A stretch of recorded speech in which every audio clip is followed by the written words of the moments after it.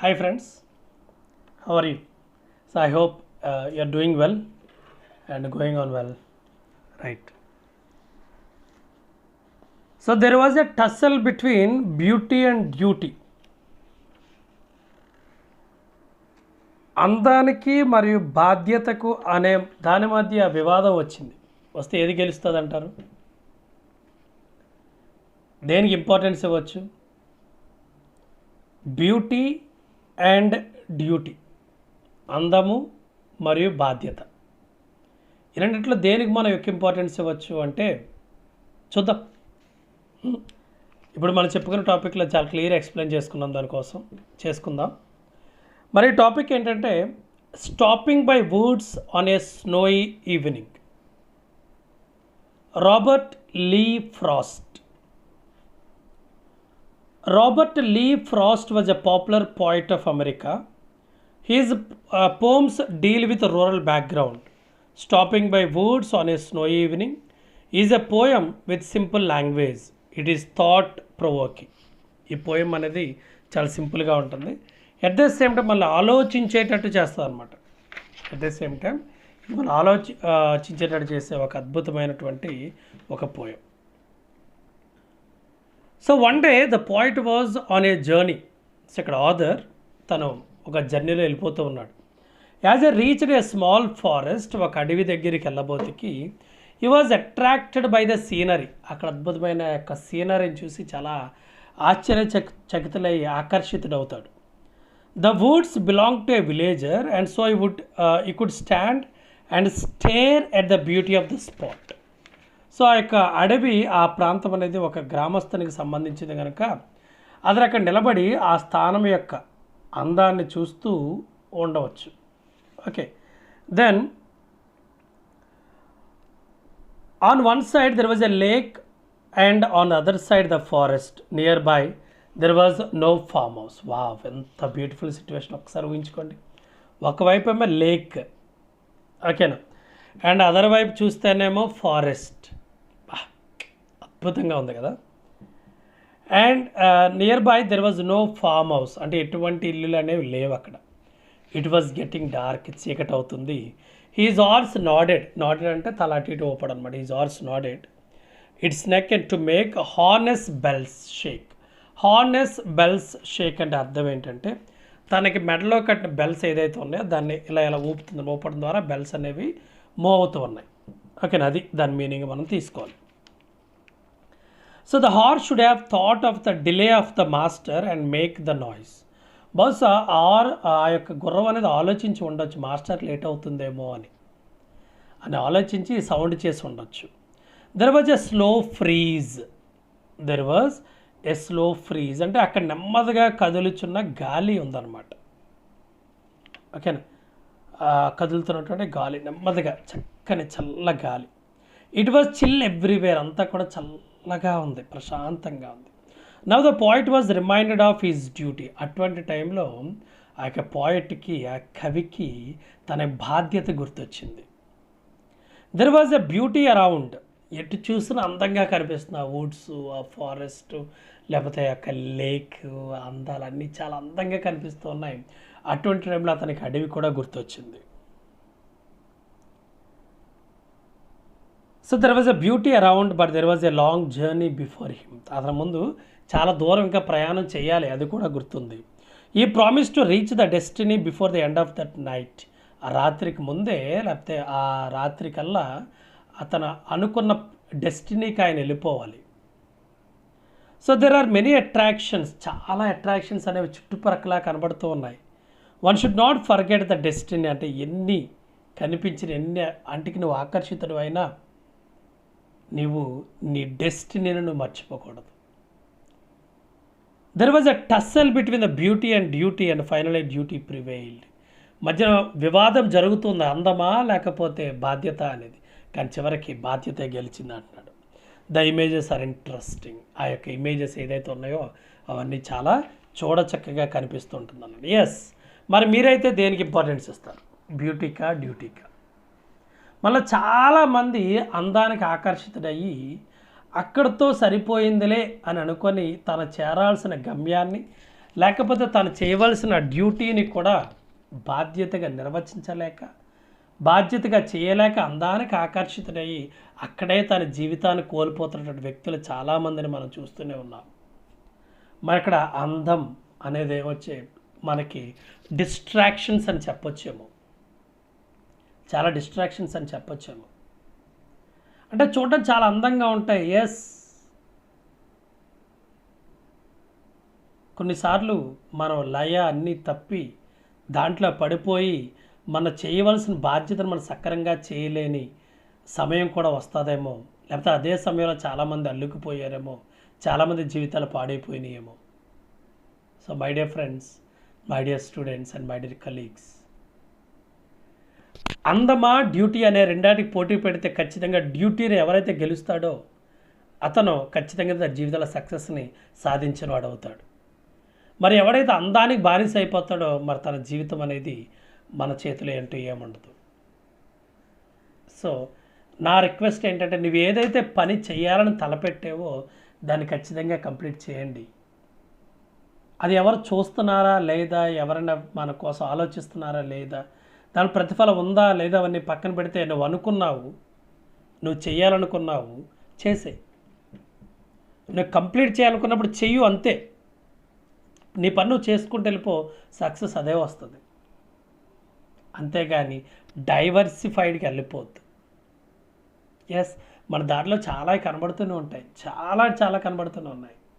మరి ఇన్ని సంవత్సరాల జీవితంలో మరి నువ్వు దేనికి అట్రాక్షన్ గురి కాలేదా?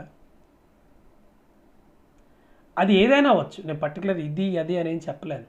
అది మంచిదైతే ఓకే, మరి చెడుదైతే, దానికి బానిస అయిపోతే మరి నీ డ్యూటీ ఎవరు చేస్తారు?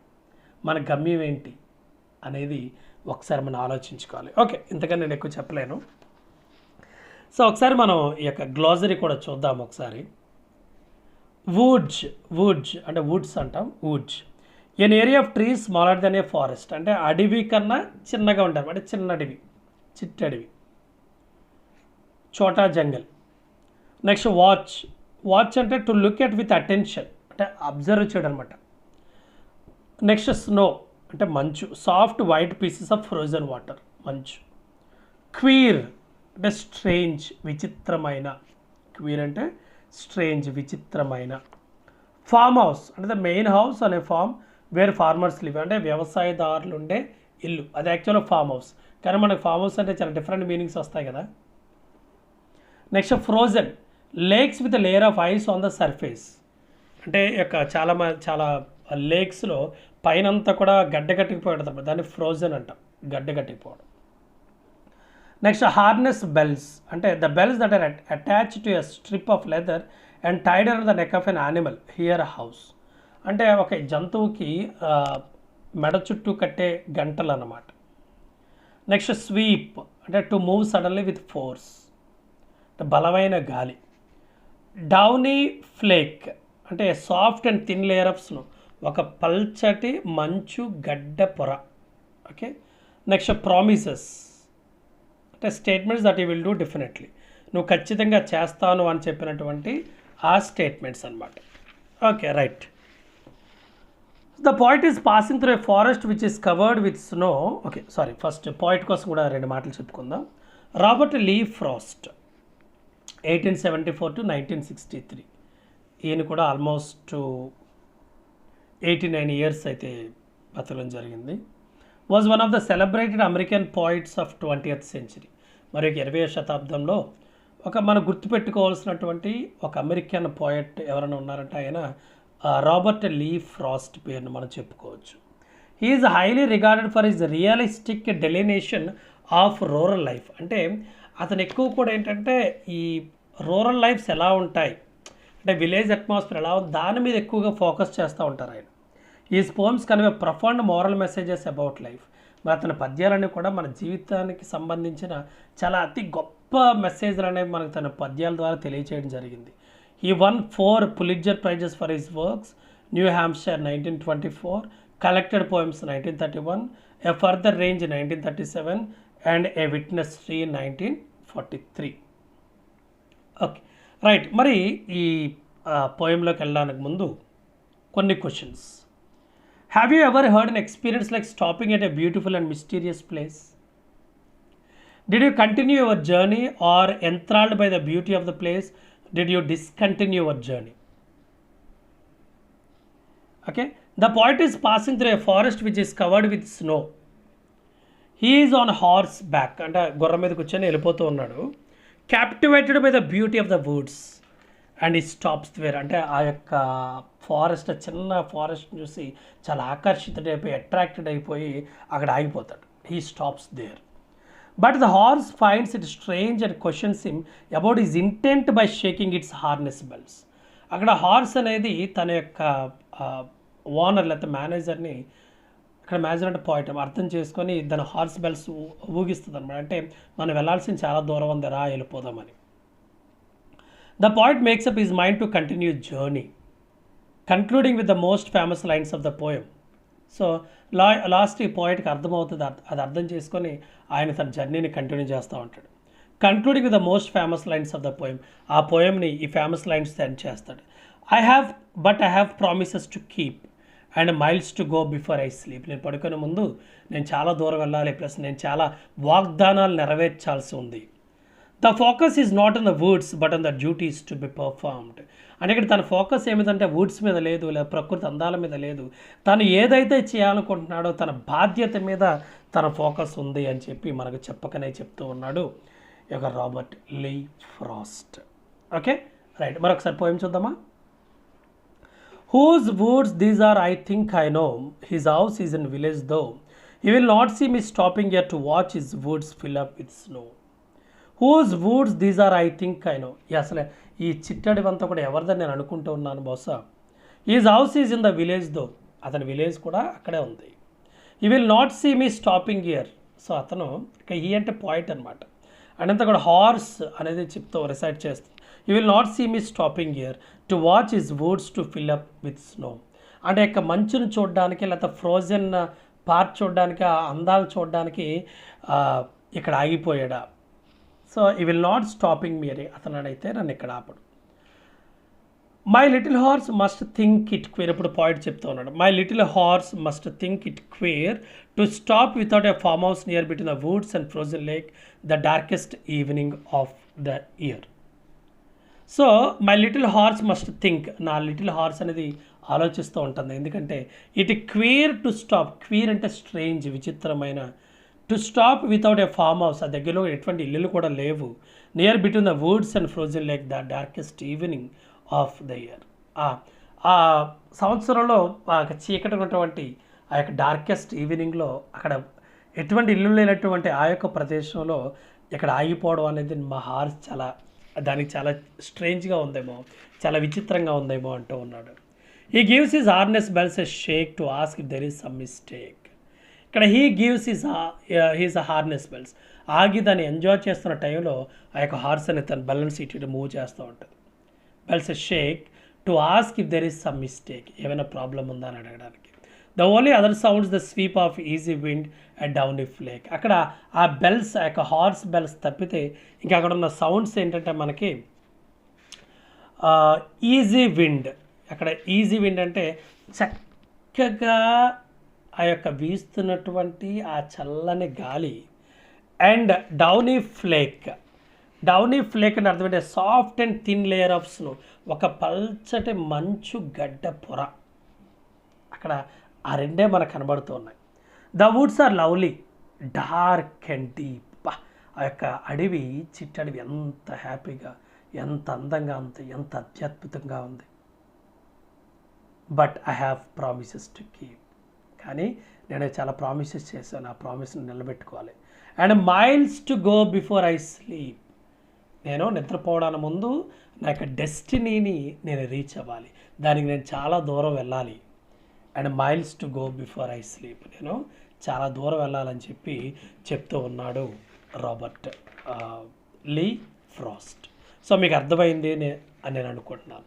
ఓకే రైట్, ఎనోటేషన్స్ చూద్దాం ఒకసారి. Annotate the following in about 100 words each. Okay, first one. He will not see me stopping here to watch his woods fill up with snow. So first introduction. These lines are taken from the poem Stopping by Woods on a Snowy Evening, written by Robert Frost. This poem is about tussle between beauty and duty. ఇది మనం గుర్తుపెట్టుకోవాలి, tussle between beauty and duty. Next context, మరి ఎటువంటి context అనేది కూడా మనం చూద్దాము. The poet came to a beautiful spot in his journey. The scenery was attractive with a frozen lake on one side and the trees on the other. The wonder of the woods was known to the poet. He thought he could have no objection from the owner to stand there and enjoy the beauty. So he stops there for a while. He forgot all other things for some time. So అక్కడ అందానికి ఆగిపోతాడు. So అక్కడ ఎవరు కూడా లేరు, నివసించలేరు, కాబట్టి అక్కడ దాన్ని enjoy చేద్దాం అని చెప్పి అక్కడ కొద్దిసేపు అవుతాడు. ఓకే, అది మనకి సందర్భం, కాంటెక్స్ట్ అండ్ మీనింగ్ అనమాట. మరి ఎక్స్ప్లెనేషన్, వివరణ ఏం చెప్పాలంటే, these lines describe the interest of the poet to enjoy the beauty of the scenery. Lines ద్వారా మనకి ఏం తెలుస్తుందంటే, పోయిట్ ఆ యొక్క నేచర్ యొక్క అందాన్ని ఎంజాయ్ చేయాలని అనుకుంటూ ఉన్నాడు అనేది మనకు తెలుస్తూ ఉంది. Okay, next second one. My little horse must think it queer to stop without a farm house near. అంటే అక్కడ ఫామ్ హౌస్ ఏం లేదు కదా, ఎందుకు ఇక్కడ ఆగాడు అని చెప్పి మా హార్స్ అనేది చాలా విచిత్రంగా ఫీల్ అవుతుంది. దాన్ని చాలా వింతగా ఉంది, స్ట్రేంజ్గా ఉంది, రైట్. మరి ఇంట్రడక్షన్ మనకు తెలుసు already. Introduction, these lines are taken from the poem stopping by woods on a snowy evening, written by Robert Frost. The poem is about tussle between beauty and duty. Okay, next మరి context and meaning చూద్దాం. The poet stopped when he came to a beautiful spot on his journey. The scenery was attractive with a frozen lake on one side and beautiful trees on the other. He stopped and stared at the spot, thinking that there was no objection from the owner of the woods. He was immersed in it. అంటే మునిగిపోవడం అనమాట, అందానికి చకితుడు అయిపోయాడు అంట. అంటే దాన్ని మనం ఇంకా చెప్పచ్చు ఏంటంటే అందులో మునిగిపోయాడు. ఓకే, అంటే ఎంజాయ్ చేస్తూ ఉన్నాడు, దాని మీనింగ్ అనమాట. She was immersed in it. After a while, there was the noise of the harness bells of the horse. It was as if the horse wanted to remind his master about the delay, so he came to his senses. Okay, right. My explanation ఏంటంటే, these lines show that the poet was completely in love with the natural beauty there. The movement of the bells by the horse is fascinating. మరి అక్కడ ఉన్న ప్రకృతి అందం పట్ల పూర్తిగా ప్రేమ కలిగి ఉన్నాడని ఈ లైన్లు మనకు చెప్తూ ఉన్నాయి. మరి ఆ టైంలో ఆ గంటల చలనం, the moment of the bells, the sound of the bells మనకి వినిపిస్తూ ఉన్నాయి అనమాట. అవి కూడా చాలా ఫ్యాసినేటింగ్గా చాలా అట్రాక్టివ్గా అనిపించింది, చాలా సుందరంగా కనబడుతుంది అనమాట. నెక్స్ట్ సీబిట్. He gives his harness bells a shake to ask if there is some mistake. Okay, దాని ఇంట్రడక్షన్ ఎలా ఉంటుందంటే, these lines are taken from the poem stopping by woods and a snowy evening, written by Robert Frost. The poem is about tussle between beauty and duty. Okay, right. Mar context chuddam, context and meaning. The poet was on a journey. He stopped at a beautiful spot in the woods. He was completely immersed in the scenery and waited for a while. Meanwhile, his horse shook his harness bells. The sound of the bells seemed to be a warning for the poet on the delay. The horse wanted to complain whether the poet was mistaken to stop there for a considerable time. He wanted to remind him of his time. Explanation. The poet took advantage of common thing happening in the riding and cleverly uses it for the cause. Next, fourth one. But I have a promises to keep and miles to go before I sleep. And miles to go before I sleep. So, introduction ఒకసారి చూద్దాం. These lines are taken from the poem Stopping by Woods on a Snowy Evening, written by Robert Frost. The poem is about tussle between beauty and duty. So context and meaning, second underlined one.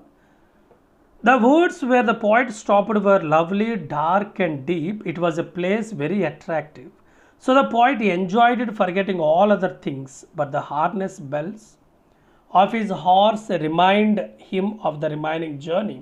He travelled but still he had to go. He promised to reach the destiny before the end of the ride. It was a long distance that he had to cover, so he moved from the place, yielding to the duty. Explanation. These lines touch the philosophy of life. Man has many things to complete in his life before he reaches his death. He has to obey his duty. So paragraph questions ఉన్నాయి, అవి కూడా చూద్దాము. అవి maximum మనకి 4 questions ఉన్నాయి, అవి కూడా ఒకసారి చూద్దాం. Answer the following questions in about 100 words each. My little horse must think it queer. What does it refer to? It అంటే అర్థం ఏంటి? Robert Frost wrote the poem Stopping by Woods on a Snowy Evening. The poet was on a long journey. As he came to spot, he found it to be very attractive. The trees in the frozen lake made a feast for his eyes. He thought that he could stop there to enjoy the beauty. So he stopped for a while.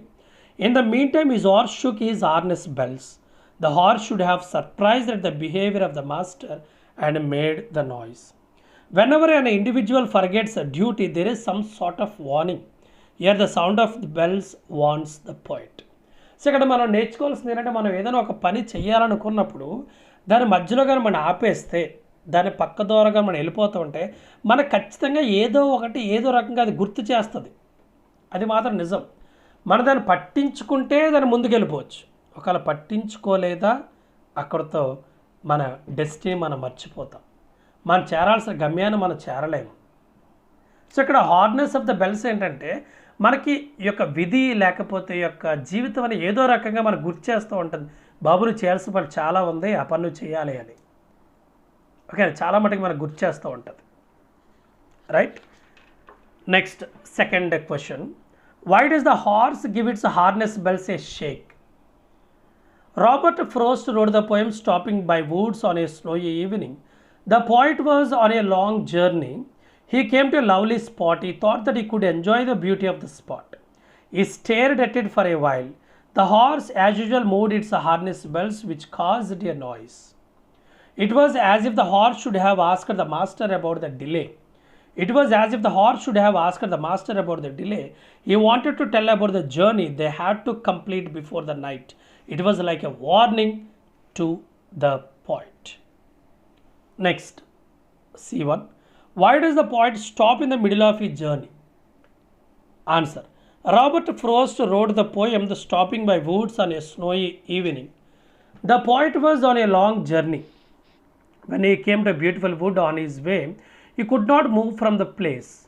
On one side there was a frozen lake and on the other the thick woods. The atmosphere was calm and quiet. He could not leave the place. He thought that the owner of the woods was away. He could enjoy the beauty without any objection. He was immersed in it and stopped there for a while. He remembered the remaining journey and moved from the place when the horse shook its harness bells. Next, fourth question. What do you understand by the lines, but I have promises to keep and miles to go before I sleep? Robert Frost wrote the poem Stopping by Woods on a Snowy Evening. The poet on a long journey. He reached a place where he was attracted by the natural beauty. As he stopped for a while, his horse made a noise from his harness bells to warn him of the remaining journey.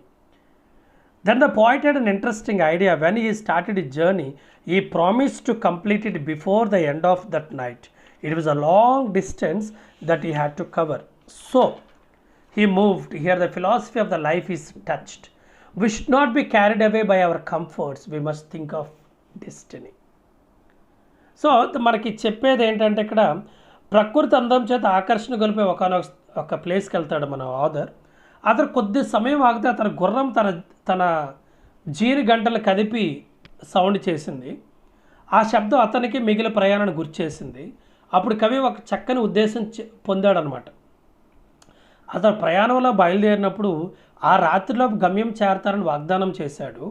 అతను ఇంకా చాలా దూరం వెళ్ళాలి, అందుచేత అతను కదలి వెళ్ళాను. ఇక్కడ జీవిత వేదాంతం ఇవ్వబడింది. మనం మన సౌకర్యాలకు లోబడి వాటిలోనే ఉండిపోరాదు. మనం మన విధిని గురించి ఆలోచించి ముందుకు మనం వెళ్తూనే ఉండాలి అనేది ఈ పోయం యొక్క సారాంశం. మనం చాలా కష్టాలు వస్తూ ఉంటాయి, చాలామంది మనల్ని ఎంకరేజ్ చేస్తూ ఉంటారు, అది ఎందుకులే, అది చేయడం, దానివల్ల ఉపయోగం ఉంది, ఫలితం ఉంది. Yes, don't stop your journey. ఆపొద్దు. నువ్వేదైతే గోల్ సెట్ చేసుకున్నావో, నువ్వేదైతే చేరాలనుకున్నావో దాన్ని చేరిపో. మనకి ఖచ్చితంగా ప్రకృతి కానీ ఎవరో ఒకరు మనకు ఖచ్చితంగా మనకు చెప్తారు, నువ్వు చేసే తప్పనో ఒప్పనో ఏదో ఒకటి చెప్తారు. అటువంటి దాన్ని గ్రహించాలి. గ్రహించి మనం అనుకున్న గోల్ ఏదైతే ఉందో దానికి మనం రీచ్ అవ్వడానికి మనం ప్రయత్నం చేయాలి. Right. So thank you friends, ఎంతవరకు సపోర్ట్ చేసినందుకు. అండ్ అలాగే మీకు నచ్చినట్టయితే దయచేసి సబ్స్క్రైబ్ చేయమని కోరుకుంటూ, అలాగే మీ ఫ్రెండ్స్ షేర్ చేయమని రిక్వెస్ట్ చేసుకుంటూ, this is your friends Sudhakar Vemagil signing off for today and have a great day. Bye bye, take care. Last but not the least, stay home, stay safe. Thank you.